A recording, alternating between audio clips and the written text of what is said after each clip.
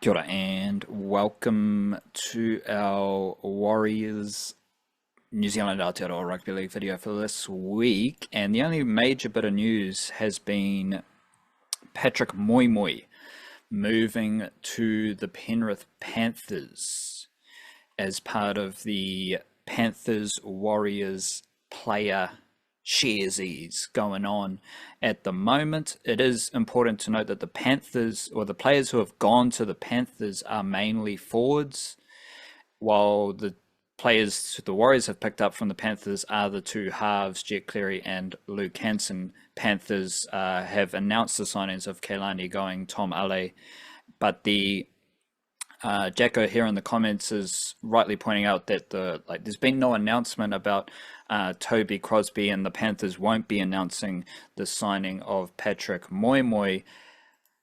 But well, that's probably because they aren't like NRL contract signings. So that's the only difference I can see, is that the announcements are for those players on the NRL squad tier.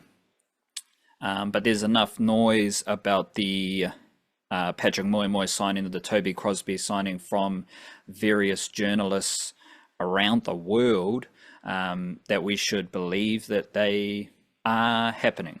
So yes, I would love to see Toby Crosby stay at the Warriors, secretly hoping that the deal with the Panthers falls through, but there's enough smoke around that fire to suggest that the deal has happened, and he's another forward going to the Panthers. I do think Patrick Moimoi is a forward. He started out as a centre with the Warriors. He played SG Ball in 2023, and he also played New South Wales Cup in 2023, 5 appearances there. Most of that early stuff in 2023 was at centre, but then this year, I think he was injured for most of 2024. This year, he did play as an edge forward for most of the Jersey Flegg stuff that he played. He played 9 games of Jersey Flegg, and most of it was as an edge forward. He did play a few games at centre, but then at some point this year he did transition to edge forward, and his New South Wales Cup appearances this year, there are only 2, were off the bench, and one is an injury replacement. So he was, I think that's a really good position for Patrick Moimoi, actually, is coming off the bench where he can cover centre or edge forward. But his New South Wales Cup mahi this year was predominantly at edge forward. And the Panthers journalist Peter Lang, who is obviously intertwined with all the Panthers happenings, and he reported the Patrick Moimoi signing, where he credits the Mole as reporting it. So there's a couple of journalists there, but the way they describe it does need a little bit of breaking down, because Peter Lang says the Panthers have again pounced on one of New Zealand Warriors' top prospects, Patrick Moimoi. Patrick Moimoi played in the New South Wales Cup Premiership winning side this year. Not to get like too nitty gritty about how the stuff is described, but I do think it's interesting to help us chat through it, which is all we're here to do. I don't necessarily think Patrick Moimoi is one of the Warriors' top prospects. I think he's kind of closer. I haven't actually done like a top 10, but I think he's more like in 7 to 10 in spots, in ranking spots 7 to 10 as far as players yet to debut for the Warriors, and obviously he won't debut for the Warriors, but like based on New South Wales Cup selection, Kalis Fatialofa is well ahead of Patrick Moimoi. Then we go like Jason Salalilo, well ahead of Patrick Moimoi, and this gets into something that Peter Lang said here. He played in the Premiership winning New South Wales Cup team, and then the Mole, in his paragraphs, he says Moimoi started the season in Jersey Flegg Cup, but worked his way into the New South Wales Cup team and looked right at home. So they're describing Patrick Moimoi as a New South Wales Cup player, which is correct, because he has played 7 games of New South Wales Cup across 2 seasons. But Patrick Moy Moy didn't start a game for the New South Wales Cup Warriors this year. He came off the bench in 2 games, as I said. Round 24 against the Panthers, he played 22 minutes. Round 26 against the Knights, he played 15 minutes. And Patrick Moy Moy did not play in any finals footy for the New South Wales Cup Warriors this year. So not only was Patrick Moy Moy predominantly an under-21 player for the Warriors this year, he played a kind of random sporadic role in his 2 games, and then he didn't feature in any finals footy for the Warriors. And again, Kalis Fatialofa was a starting edge forward in the New South Wales Cup finals teams at the same age bracket as Patrick Moy Moy, because Kalis Fatialofa is an under-21s player. So he's well ahead of Patrick Moy Moy as far as New South Wales Cup games played. They will be double, maybe triple the amount of games that Moy Moy's played, but he also was a starting edge forward in New South Wales Cup finals, and most notably the grand final, then the state championship final. Same with Jason Salalilo. Jason Salalilo started this year in under-21s, quickly moved into the New South Wales Cup team. He was on the bench throughout the finals. He was selected ahead of Toby Crosby for the grand finals, the New South Wales Cup and the state championship. So you could argue that the Toby Crosby, Patrick Moy Moy bracket of young players from the Warriors move into the Panthers. Fatialofa and Salalilo are both better than them because they play bigger roles in the New South Wales Cup team for the Warriors this year. So not to fire shots at anyone, but I think it is generous to describe Patrick Moy Moy as one of the top prospects at the Warriors, because he's not. And I think it is generous to describe Patrick Moy Moy as a New South Wales Cup player this year, a member of the championship team. He played 2 games. Or let's try to do the mathematics straight away. 22 plus 15. That smells a bit like 37 minutes of New South Wales Cup footy this year. So that's quite similar to how Jet Cleary is described by many folks at the Warriors. Yes, Jet Cleary did come off the bench in the finals footy, but he didn't do much. He got garbage time at the end of those games. Luke Hansen consistently started in New South Wales Cup ahead of Jet Cleary, but the Aussies are all worried about Jet Cleary. They have a fetish for the Cleary whānau, and it's just weird how they talk about Luke Hansen or don't talk about Luke Hansen compared to how they talk about Jet Cleary, because if you ask an Aussie, Jet Cleary is the best half in the Warriors system. Jet Cleary was a championship winning half for the Warriors in New South Wales Cup and state championship, which is not true. And there's a bit of that with how Patrick Moy Moy has been described. I do like Patrick Moy Moy as a player, though. He is brutal. This dude is extremely physical. This dude is quick. He's powerful, and there's I think the Panthers have a clear style of player they are trying to recruit, and the Warriors just have a lot of them. Like Keilani going, fast, skillful, hardworking. Tom Ale, good feet, fast, mobile, edge, middle. All these dudes going. Ale, Patrick Moy Moy, they got positional versatility. Toby Crosby doesn't have positional versatility because he's just mainly a middle forward, but what is he? He's an athletic freak. So I think if you get someone like Patrick Moy Moy and Toby Crosby into the Panthers system and they learn that style of footy, I think they will benefit greatly. And I am forecasting that Patrick Moy Moy will be a consistent member of their New South Wales Cup team next season, because he's moved out of that under-21 Jersey Flegg Cup tier. I think it's a great move for Patrick Moy Moy, in the same way that all these other players move into the Panthers is a great move, and it's obviously another positive indicator of the talent that the Warriors have in their system, because the Panthers want that talent, and the Warriors don't necessarily need the guys who have left, because they have other really good players in their system. So Patrick Moy Moy, He's a center. He's basically an edge player. He could be a very funky middle forward because he's so fast and powerful. But I think that we'll wait and see if that happens with the Panthers. I'm viewing him more as an edge player, someone who can cover a bit of center, cover a bit of edge forward, and that leaves some kind of hole in the Warriors system. But again, I'm not too worried about Patrick Moimoi leaving. And when we're thinking about the Warriors edge forwards right now, I'm predicting that Morgan Gannon will add to the edge forward depth. I think I'm viewing Morgan Gannon more as an edge forward than a middle forward, but he could do both roles for the Warriors.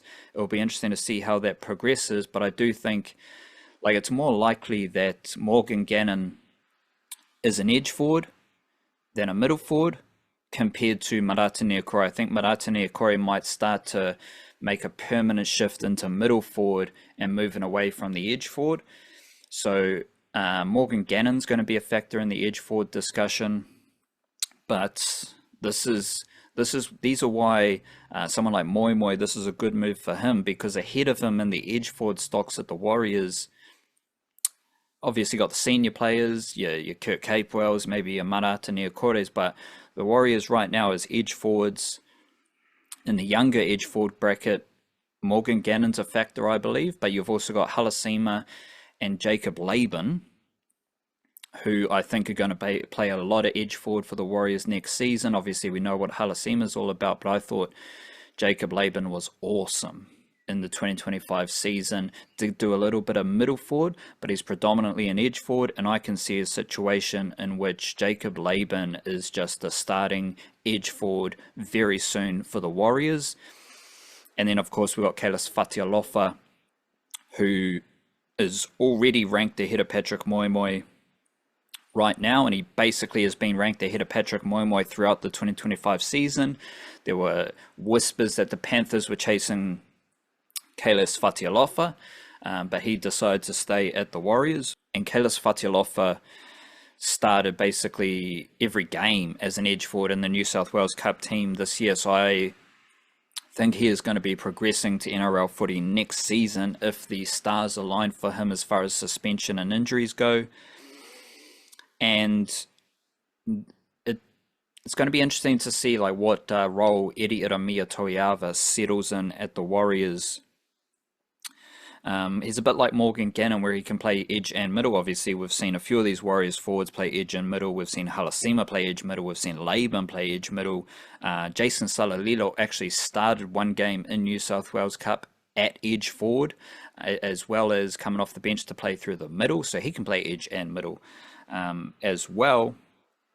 I think Eddie Iramia Toiava will be a middle forward who can cover edge forward, and that's going to be very useful, but I think his best position is in the middle, but he's going to add depth to the edge forward. So right there you've got Halasima, Laban, Eddie Iramia Toiava, and Kalis Fatialofa. That's 4 young edge forwards right there competing for game time. So Moimoi's not even going to, his pathway to NRL footy at the Warriors is very cluttered. And I mean, if you got 2 of those dudes playing NRL out of the 4, Halasima, Laban, Eddie Iramia Toiava, and Fatialofa, 2 of those dudes playing NRL, 1, maybe 2 of them is going to be playing New South Wales Cup. So again, that pathway to NRL footy for Patrick Moimoi is rather cluttered. And at the moment, the next up edge forwards that I'm thinking about are Alvin Chong Ni, who played most of the season in under-21s, did play, I think, 1 game of New South Wales Cup. He was a consistent starter at edge forward for the under-21 Warriors, and I'm thinking that he might just progress into a regular New South Wales Cup role next season. And then another dude to watch out for is Desmond Laban, younger brother of Jacob Laban, who he is another edge forward on the rise at the Warriors, and he's a bit younger. He played Harold Matthews Cup last year, 2024. So he was under 17s last year, and he didn't play any under 19s this year, probably because he was injured. He played 5 games of under 21s this year. So Desmond Laban at the Warriors in the junior system, he's been in the system for 2 years. He's played under 17s and under 21s. Looks like he's roughly maybe 18 years old right now. I'm not very good with the years and doing that quick math, but looks like he's 18 years old, maybe 19, I don't know, but he's a very young edge forward on the rise. And if he was playing Jersey Flegg this year while he was 18 years old, let's say, I think there is a realistic chance that he plays a fair amount of New South Wales Cup next season. And then, of course, we've got someone like Bishop Neal, the freak of all freaks. He is going to be, I think he's going to start next season in under 21 Jersey Flegg. He could do a little bit of under 19s and just dominate that, then look at under 21s, because, of course, the under 19 season is very early in the year before the under 21 season. But I think there might be a situation where Bishop Neal is pushing for New South Wales Cup footy next year. So we've got 3 certified edge forwards, Halasima, Laban, Fatialofa, who are definitely ahead of Patrick Moimoi. And then we've got 3 other dudes, Chong Ni, Desmond Laban, and Bishop Neal, who are below Patrick Moimoi right now. Fair play to Moimoi, he's ahead of those dudes. But those dudes are going to rise up very quickly through the 2026 season. So you've got guys ahead of Patrick Moimoi, you've got guys behind Patrick Moimoi ready to cover that hole. One other dude in this equation that I don't know anything about right now is Presley Siumanu Tingafua, who did play a fair amount of edge forward in the Jersey Flegg Cup team. So it'll be interesting to see where he pops up.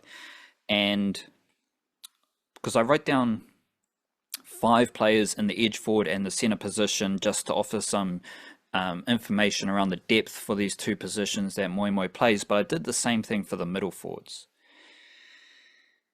And these are young middle forwards. We got Dimitri Vaimonga, we got Tanner Stowell-Smith, Eddie Iramia Toiava. Talked about the Eddie Iramia Toiava positional versatility just before. Then we go Salalilo. Then we go Rodney Tuipulotu-Vea. If you want another one, I'm going to write down Sikuvea, Pia Sikuvea, who also did play a little bit of edge forward for the under-21s as well. So he can play edge and middle. And of course, I've seen Lennox Tuiloma from Christchurch. He's in the training photos as well. And I think I love Lennox Tuiloma, very similar to Sikuvea. I think he's more of a middle forward. But you got a type 5 there of really good young middle forwards. Obviously, Vaimonga, top of the charts there. Stowell-Smith, Eddie Iramia Toiava. Next up, Salalilo, might be a starter in New South Wales Cup next year. And Tuipulotu-Vea is going to play a lot of New South Wales Cup. I think he's only going to play New South Wales Cup next year. So that just shows you the quality and quantity of high quality middle forwards that I'm curious about moving into next season. All of whom are going to be playing New South Wales Cup and above. Probably with Sikuvea and Tuiloma, like they can play New South Wales Cup as well. Then we go to the centre position, and like Pompey is not really in the younger bracket, but we go Pompey, Leotawa, Rocco Berry. For me, they're the 3 main centres competing for NRL game time. And I am very curious about Shans Nickel-Klokstad playing centre.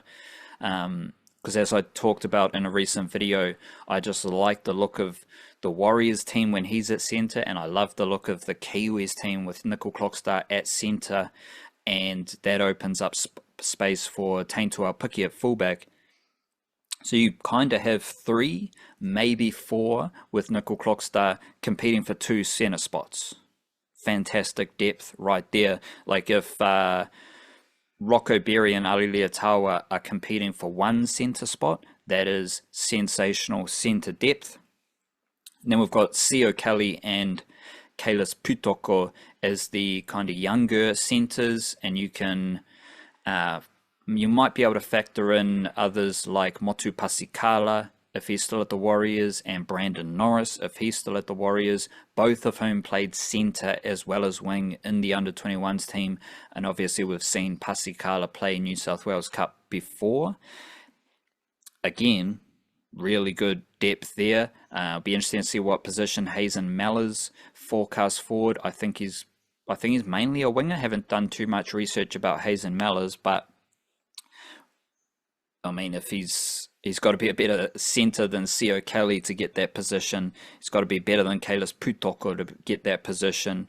And those dudes might not even be starting centres if, like, say, for example, the Warriors NRL team has Nickel Clockstone and Pompey as your centres, your New South Wales Cup team, if everyone's fit and available, is going to have Leotawa and Rocco Berry, then you're getting into, like, Sio Kelly is still going to be a winger.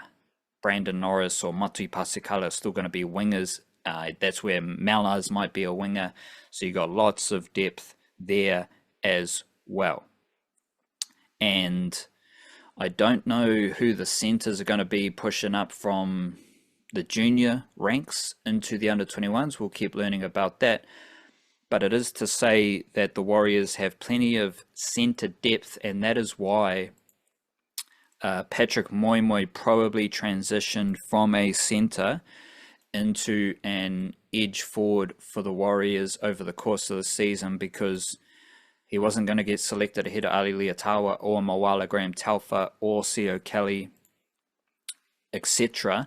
So his best opportunity for game time in the Warriors system was probably going to be as an edge forward, and he didn't start any New South Wales Cup games at edge forward this season. He only came off the bench, so I don't think there was a clear pathway to NRL footy at the Warriors as far as like him nailing down a position and grinding and improving and developing. Anything could happen with injuries and suspensions, but I don't even like.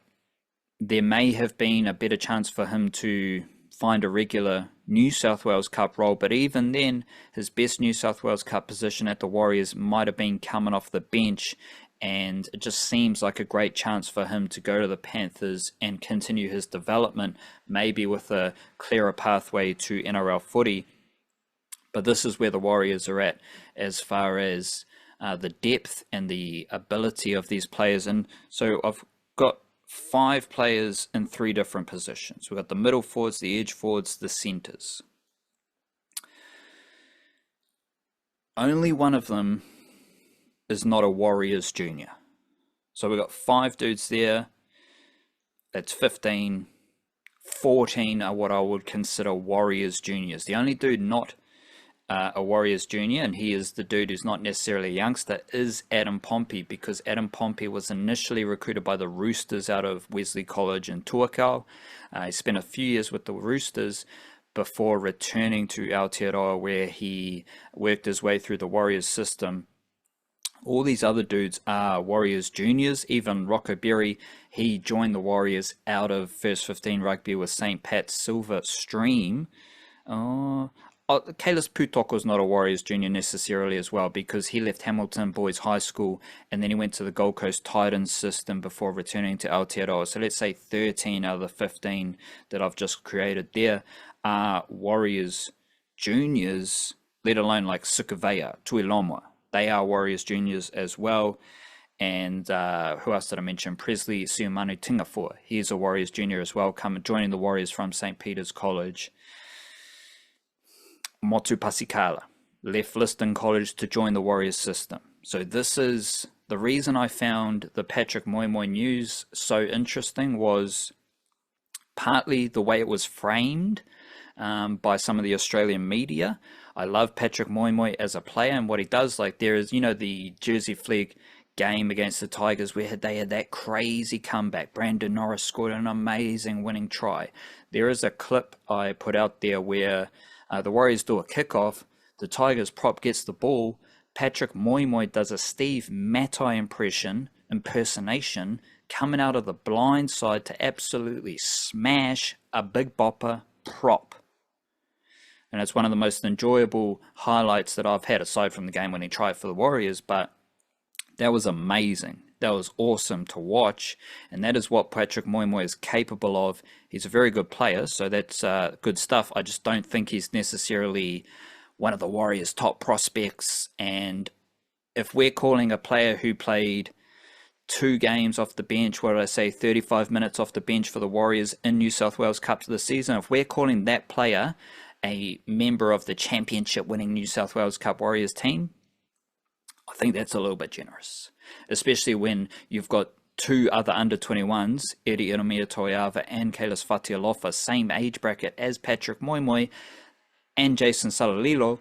They all played ahead of Patrick Moimoi for the Warriors all season long. So I think that is quite a generous framing of Patrick Moimoi, even though I love his talent. But the other thing that I found interesting about this just piece of news is that it's not a big deal for the Warriors to lose Patrick Moimoi. It's not a big deal for the Warriors to lose Toby Crosby. I'm not really upset. Like, yes, I would like Toby Crosby to stay. I'd like Keilani going to stay. I love Keilani going. But I'm not too upset about the Warriors losing Harry Durbin, the Warriors losing these players, like even Compton Purcell, fantastic outside back, who I'm very excited to see work through the Panthers system. Not really upset about his departure earlier this year, mid-season, to the Panthers. These departures don't upset me with my Warriors cap on, because the Warriors have so much fantastic talent working through their system. And this is 2025, where most of these players are Warriors juniors. They start their SG Ball, Harold Matthews Cup, whatever level they enter the systems, whatever level they enter an NRL system, most of these dudes are Warriors juniors. And even if they're Australians moving over, Jack Thompson played under 17 Harold Matthews Cup. Luke Hanson played under 21s, then New South Wales Cup. Jet Cleary played under 21s, then New South Wales Cup. Brandon Norris played under 21s. So these players are joining the Warriors. Talon Egan, is he still with the Warriors? I don't know. Wait and see. He played SG Ball and under 21s with the Warriors. So even the players the Warriors are bringing over from Australia are playing under 19s and under 21s for the Warriors. They're not Warriors juniors, but they are entering and joining the Warriors system at a young age, and there's just so much depth in the Warriors system, and most of it is classified as Warriors juniors. So this is kind of everything Warriors fans have ever wanted. So spark one up, have a drink, touch grass, be grateful, and do your best this weekend, because it's just a good time to be alive. We're out here doing our best. Big up to you. Big up Aotearoa. Kia kaha.